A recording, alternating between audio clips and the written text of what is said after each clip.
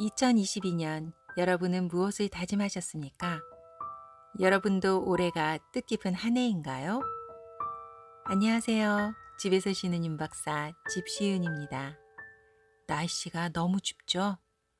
지금 보는 것처럼 설날 아침엔 새하얀 눈이 소복소복 내렸습니다.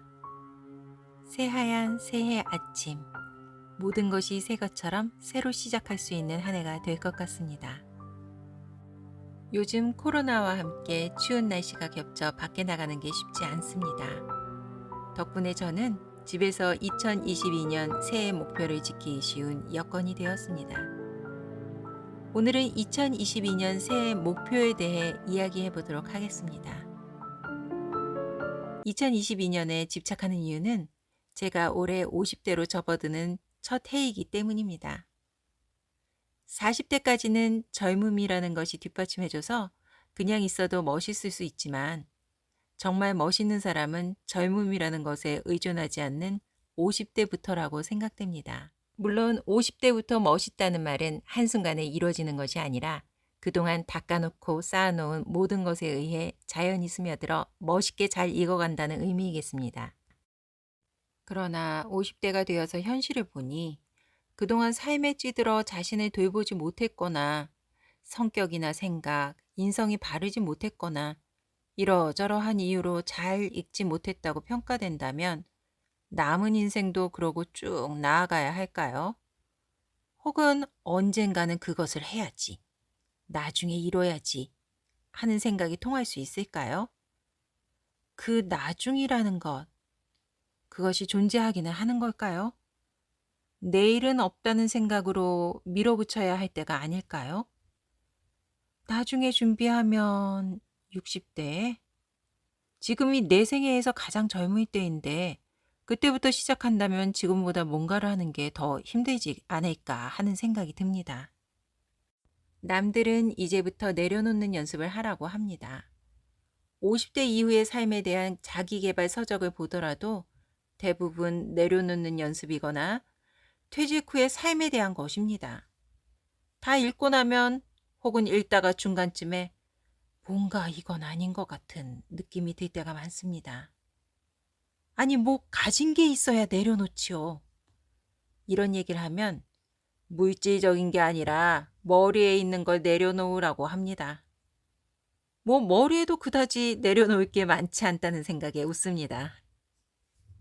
왜 남들이 이제 내려놓으라고 할 때 시작하려는 걸까요? 그리고 왜 굳이 멋져지고 싶은 걸까요? 저마다 사정은 다르겠지만 제 경우와 비슷한 분들이 많을 거라 짐작합니다. 그 찬란한 20대 젊음과 패기, 열정과 노력 등으로 똘똘 뭉쳐 바쁘게 살았습니다. 30대부터 그 결실을 맛보리라 생각하면서요. 정말 30대가 되고 이제 그 열매를 먹으려는 순간 결혼과 두 아이의 출산이 이어집니다. 남편은 내 꿈이고 뭐고 집안에서 살림만 하기를 원합니다.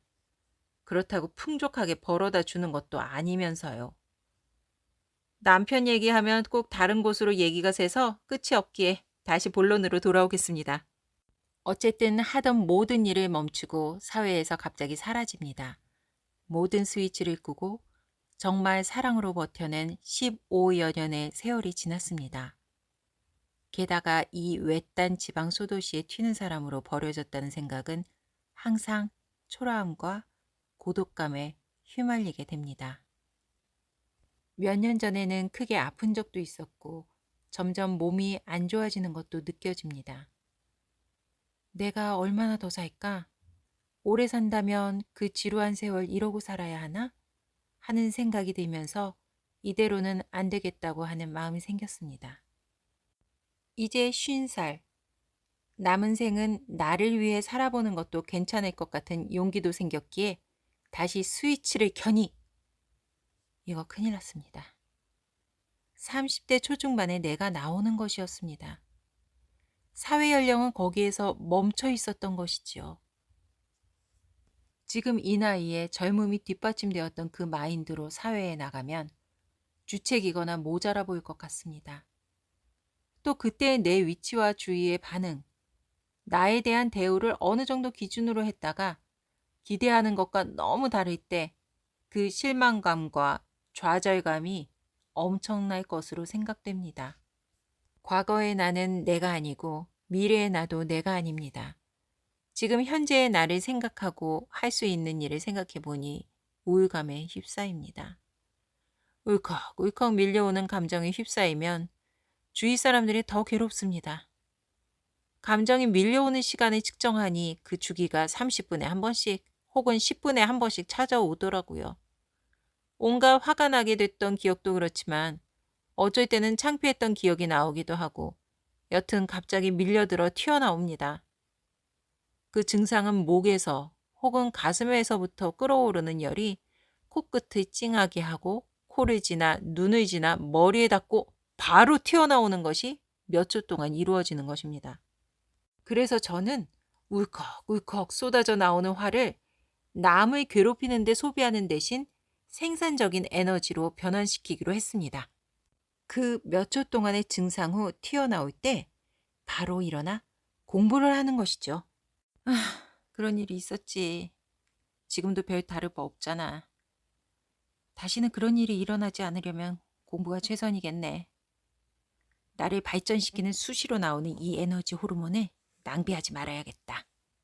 하면서 뭔가 발전적인 공부를 하다 보면 기분이 좋아집니다. 공부하다 보면 또 분발하라고 그 에너지 호르몬이 나옵니다. 그러면 더 열심히 하려는 의욕이 생깁니다. 뇌는 생각보다 똑똑하지 않다고 합니다. 뇌를 이렇게 간단히 속이면 나는 뭔가를 하고 있고 점점 상황이 나아지고 있다는 기분이 들지요. 이제 남편도 내 꿈을 이루는 데 도와주기로 하고 애들도 중고등학생이 되어서 예전보다 손이 덜 가고 직장을 다니지 않기에 공부할 수 있는 여건이 마련됨에 감사합니다. 3분을 예정하고 이야기하려 했는데 말이 너무 길어졌네요. 정작 하려는 이야기였던 2022년 성취하고 싶은 목표는 다음에 해야겠습니다. 나태주님의 글에 이런 부분이 있습니다. 생각해보면 하루하루의 삶 자체가 버킷리스트나 마찬가지다. 인생은 죽기 전에 해보고 싶은 일들을 할 수 있는 하루하루가 모인 선물입니다. 선물이라는 것은 무엇이 들었는지 남이 풀어주면 재미없지요. 나에게 주어진 이 소중하고 기대되는 하루하루를 내 힘으로 나를 위해서 값지고 후회 없이 누렸으면 합니다.